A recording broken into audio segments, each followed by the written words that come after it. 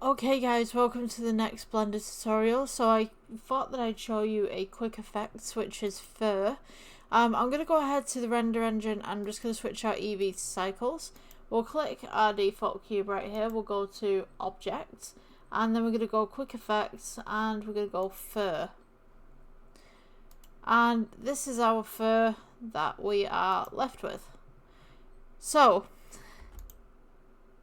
what we're going to do with this, we have the data right here, just at the side, and then we have all the animation and stuff like that. This is just a really quick effect, just to show you that you can put fur on things really quickly. It's not personally my kind of way of doing hair and fur and stuff like that. I just think that this is a little bit too much. But, you know, if you need a quick effect for fur, that's your quick effect for fur.